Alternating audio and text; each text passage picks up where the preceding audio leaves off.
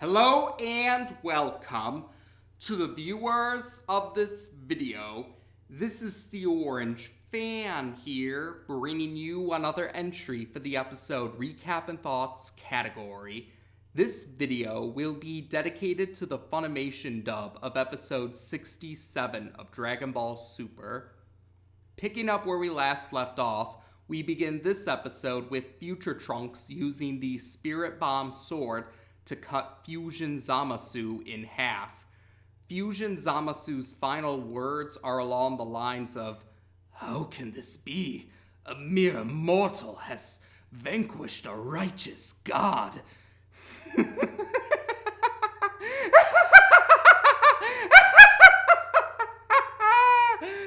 Yeah, Fusion Zamasu gives a very crazed laugh as his physical form is vanishing. But yeah, it seems as though the fused Supreme Kai is no more now. Goku and Vegeta congratulate Future Trunks for delivering the final blow, and Goku even comments about how Future Trunks used the Spirit Bomb and combined it with the energy sword that he had. Bulma, Future Mai, Shin, and Gowasu also arrive to where the three Saiyans are, so that they can give their congratulations on defeating Fusion Zamasu. Goku and Vegeta also make a point to return the Potara earrings to Shin, but suddenly, dark energy appears where Fusion Zamasu once was, and this dark energy heads for the sky. The dark energy surrounds the sky and covers the entire sky, and now there are these dark clouds, and on these dark clouds are multiple copies of Zamasu's face, and Zamasu's insane laughter can be heard everywhere. According to supplementary material, this form is called Infinite Zamasu, and Gowasu realizes that Fusion Zamasu still had invincibility after all. The difference between, Goku Black not being invincible and Future Zamasu being invincible may have caused Fusion Zamasu's body to be vulnerable to attack, and thus Fusion Zamasu's body could be destroyed. But because Fusion Zamasu still has invincibility, that means that he no longer needs a physical form to still exist. And now Infinite Zamasu is trying to merge with the very multiverse of Future Trunks' timeline, and it gets worse. Infinite Zamasu is actually trying to break through into the other timelines as well to continue to carry out Project Zero Mortals, even in his state of just insane laughter. Goku, Vegeta, and Future Trunks launch a counterattack when one of the many faces of Infinite Zamasu launch an attack towards them. And although the attack doesn't affect Infinite Zamasu, it still managed to protect Goku, Vegeta, Future Trunks, Future Mai, Shin, Gowasu, and Bulma. As for everyone else in Future Trunks' timeline, unfortunately, they've perished they've perished under Infinite Zamasu's attack, and Future Trunks tries to sense for anyone else's energy signature, and he can't sense anyone else. So that just leaves them to deal with a being who is essentially becoming the multiverse itself. And Goku is still not willing to give up yet. Goku is trying to find another sensu bean, but what happens is he actually finds the button that Zeno gave to him, the button that Zeno said would summon him if he were to push it. And Goku gets an idea. He questions Shin if the Zeno of this timeline would still be around, since Goku Black and Future Zamasu had earlier claimed that they eliminated all the other gods besides themselves. But Shin is confident that the Zeno of this timeline would still be around because the Omni King is said to be the most powerful being as the ruler of the multiverse. And Goku is pleased with this answer. So Goku pushes the Zeno button, and future Zeno is summoned. He appears before the group. And Goku quickly introduces himself to future Zeno, while Bulma also makes a point to fill future Trunks and future Mai in on Grand Zeno the Omni King. Goku points out to future Zeno that Infinite Zamasu is responsible for what's going on right now, and thinks that surely something like this needs to be cleaned up. Future Zeno agrees with Goku, and he's preparing to get rid of Infinite Zamasu. Goku quickly tells everyone else that they need to get out of there as soon as possible. Shin and Gowasu use the time rings to return to the main timeline. Yeah, they use the time rings to return to the main timeline, while Goku, Vegeta, future Trunks, future Mai, and Bulma use the time machine to return to the main timeline. And they all make it just in time because, yes, future Zeno erases the multiverse of future Trunks' timeline, which also eliminates it eliminates Infinite Zamasu as well. So now we know being invincible means diddly squat if you're the Omni King. So everyone makes it back to the main timeline, and they're all at Capsule Corporation, where they're greeted by their friends and family. Beerus and Whis also arrive to check on what's going on, and Gowasu, he came with Shin to Universe 7's main timeline, and he takes a moment to apologize to Beerus, and by extension, he's apologizing to Universe 7 as a whole because he still blames himself for Zamasu's actions. Beerus just tells Gowasu that he should pick his future apprentices more wisely. Afterwards, Goku and future Trunks actually head back to, what remains of future Trunks' timeline, or all that's left is an empty void. Except for future Zeno, he's still there. And Goku wanted to go there because he wanted to get future Zeno. He convinces future Zeno that he can take him somewhere fun. So Goku, future Trunks, and future Zeno return to the main timeline, and Goku requests Shin to take him somewhere quickly. So we see Goku, future Zeno, Whis, and Shin are now at present Zeno's castle, and the Grand Minister is taking them to see present Zeno. And it turns out, when Goku told present Zeno that he would bring a friend for present Zeno, he decided that future Zeno would be present Zeno's friend. I guess he figured, who better to be your friend than another version of you? In any case, the Zenos are happy about this, and the Grand Minister is impressed by this as well. At first, he questions Whis if this was Whis' idea, but Whis clarifies that it was Goku's idea. The Grand Minister says that he is fascinated by Universe 7, and Whis says that the Grand Minister is more than welcome to stop by in Universe 7, and he reveals to the audience that the Grand Minister is Whis' father, and the Grand Minister says that he thinks he'll take up Whis' offer one day. So it's later on in the night now, and several of the characters are at Capsule Corporation having a meal. And Whis actually tells future Trunks and future Mai that he thinks he might have a solution for them. Apparently, Whis has the ability to go to different timelines because he says that he can go to a point in time, Whis says he can go to a copy of future Trunks' timeline, and he can go to a point in time before Project Zero Mortal started. Whis says that he intends to tell the Beerus of that timeline about Zamasu's plans, so that that timeline's Beerus can use the Hakai technique against that timeline, Zamasu. So future Trunks and future Mai can go to a copy of their timeline without having to worry about Zamasu causing any trouble for them.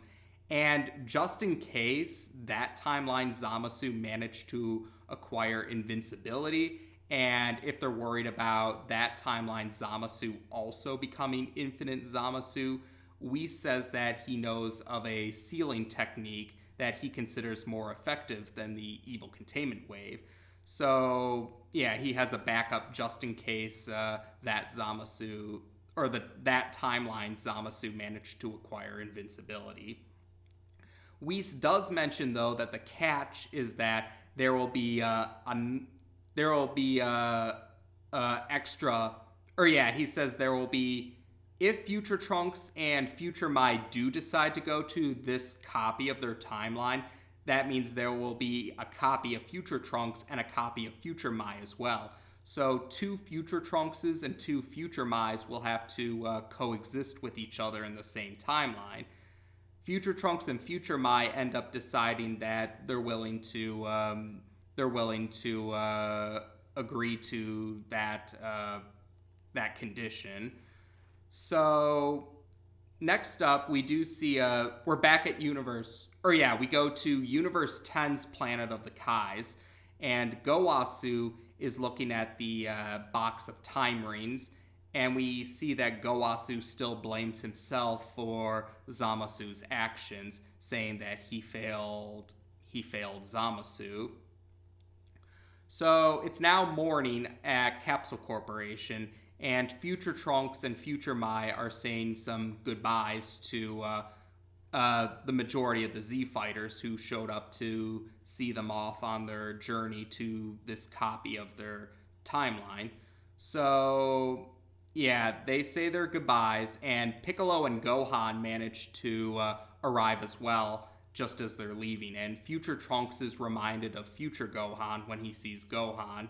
And while he feels that he failed future Gohan, Gohan says some encouraging words to him, and this seems to cheer future Trunks up. So the episode and the main storyline of the Zamasu Saga ends with future Trunks and future Mai leaving in the time machine to go to this copy of their timeline. So there we go. We finished up the main storyline of the Zamasu Saga, as dubbed by Funimation. And yeah, this last episode divided quite a few fans. Now, the main thing is Infinite Zamasu. It's like a lot of people were surprised.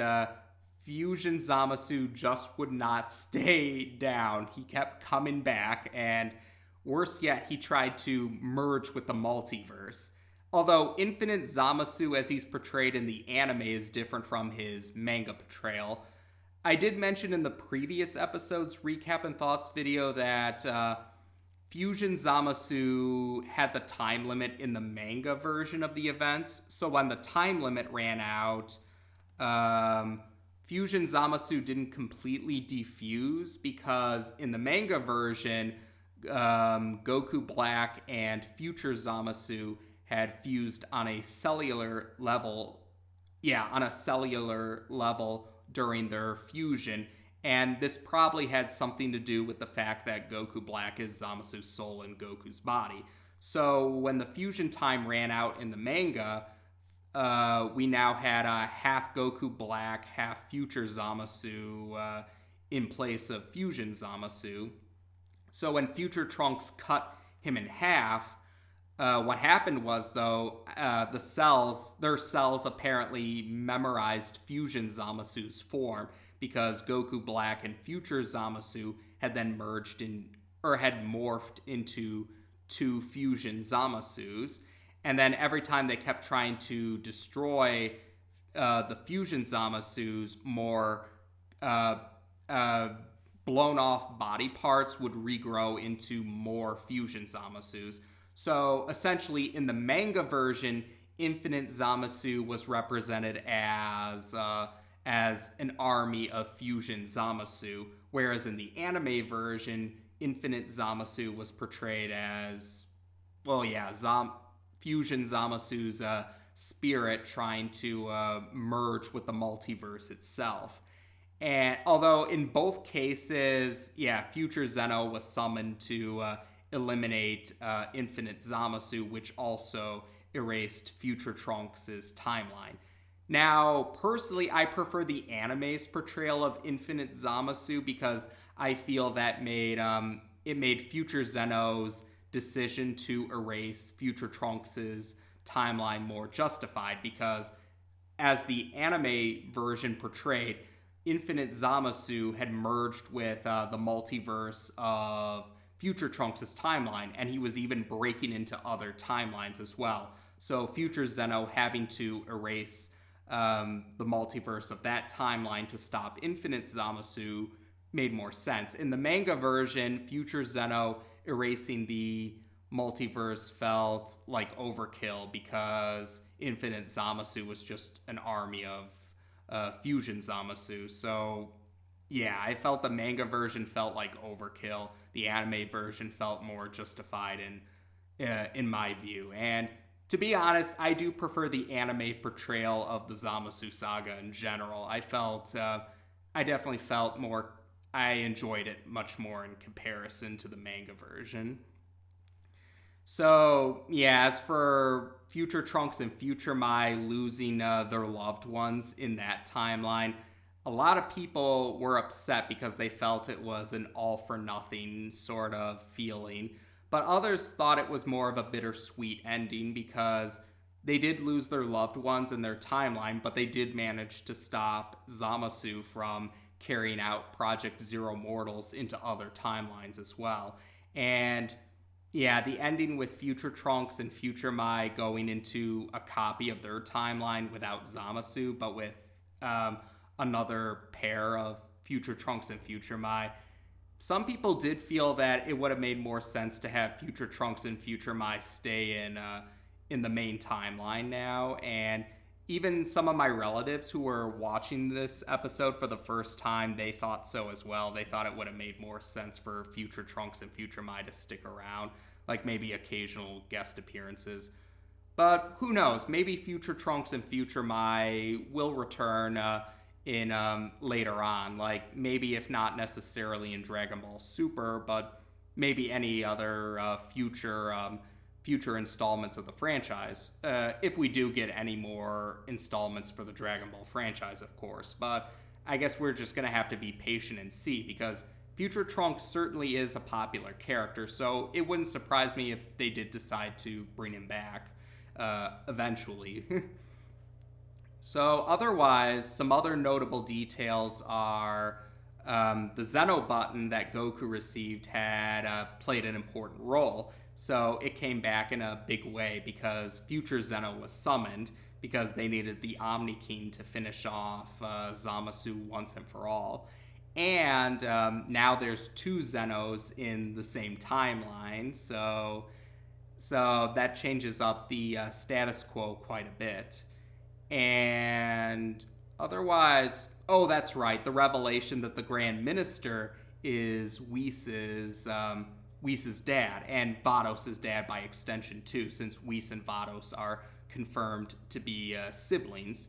And I guess I might as well mention it now. It's not really a big detail, but the angel assistants are all related to each other. The angel assistants are all siblings, so all of the angel assistants are the Grand Minister's kids. So yeah, it's a minor detail. It doesn't really give away anything too significant, but that's just a little by the way detail. So, and it makes sense. The Grand Minister does bear a strong resemblance to Whis, but yeah, that was a pretty cool revelation all the same.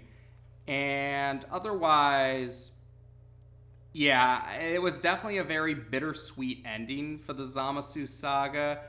Or at least I thought it was a bittersweet ending anyway, rather than being an all-for-nothing sort of feeling. And for what it's worth, I do give Akira Toriyama a lot of credit for taking the route that he did with this particular, with the ending for this saga, because considering both the manga and the anime had that ending, I figured, yeah, that probably was in his saga outlines that he wrote out for Toei Animation and Toyotaro. So I do have to give him credit for ending the saga that way, because you wouldn't really expect that from the Dragon Ball franchise, which, well, I guess the Dragon Ball franchise did have some bittersweet endings for other sagas, but this one probably was the most notable example for that.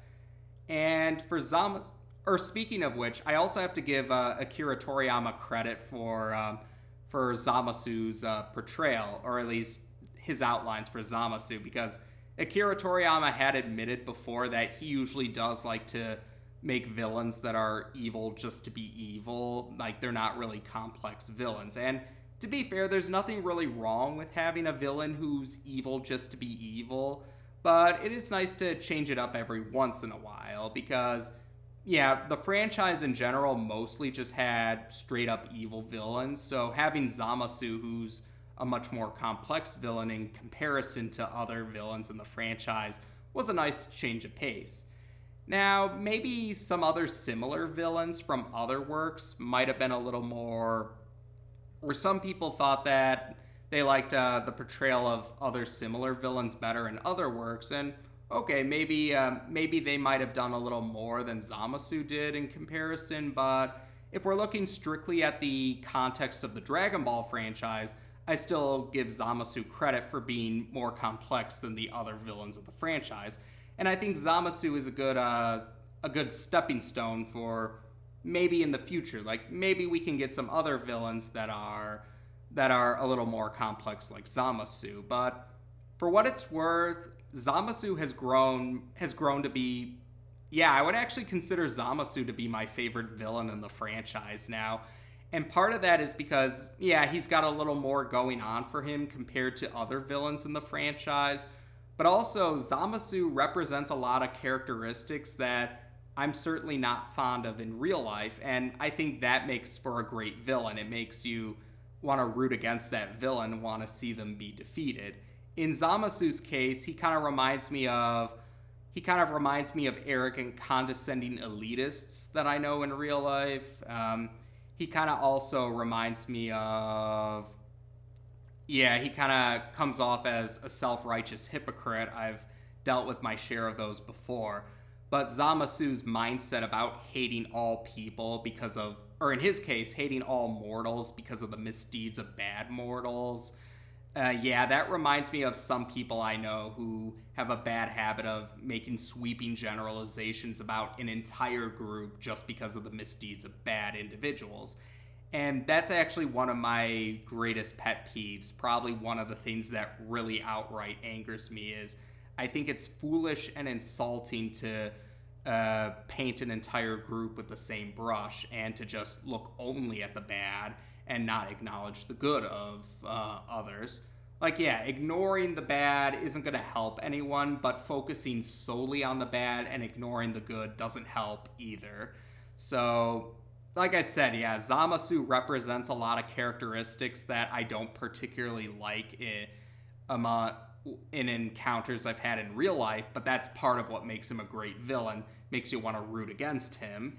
And like I said, though, Zamasu's also a little more complex than the other villains in the Dragon Ball franchise, so I definitely give him credit for that. And like I said, James Marsters, aka David Gray, aka Sam Magisters, I liked his performance as Zamasu a lot. And I liked Sean Schimmel's performance as Goku Black as well. I thought they did a great job with their performances, and I had confidence that they would do well. Like, some people were worried because they didn't like the Xenoverse 2 performances, but I've said it before and I'll say it again, the video game performances aren't the best frame of reference to judge a performance, especially when it's the first time they're voicing the characters. They haven't had the chance to voice them in the anime yet. So, yeah, I was willing to be patient and wait to see how the performances were in the show itself, and I did enjoy their performances. I think they did a great job, and they were definitely some of the highlights of this performance, of this saga in the Funimation dub. It was cool how Sean Schimmel got his wish of playing an evil Goku. Well, evil Goku in a physical sense anyway, since he's really Zamasu's soul in Goku's body, so I guess you could say from a certain point of view, he got his wish. And yeah, I liked James Marsters as Zamasu a lot. I'm gonna miss hearing that performance going forward in Dragon Ball Super. But I guess yeah, future video games we'll still get to hear him there. And since he already got to voice him in the anime, I think those performances will be better compared to the Xenoverse 2 performances. But yeah, overall, I would say the Zamasu Saga is probably my favorite saga from Dragon Ball Super thus far. And yeah, it had its flaws. There's some things I would have liked. Like, I would have liked if they had the Universe 10 Destroyer showed up. I didn't like the retcon involving the Patara earring fusion. And there's a few other details, but overall, I felt the strengths outweighed the weaknesses of the saga. And it was a fun ride, and I think Funimation did a great job dubbing the Zamasu Saga. So now it looks like we have a couple of breather episodes coming up next. And it seems like these breather episodes could be seen as part of the Zamasu Saga in the same way as the breather episodes after the Champa Saga were treated as part of the Champa Saga, even though the main storyline is done. So yeah, it sounds like it's going to be good to have some breather episodes to unwind after how intense the Zamasu Saga ended up, and before we start the 5th saga of Dragon Ball Super. But yep, there we go now. That's it for the Zamasu Saga as dubbed by Funimation. So as of this video, we've now discussed the Funimation dub of episode 67 of Dragon Ball Super on this channel. Take care, and until next time.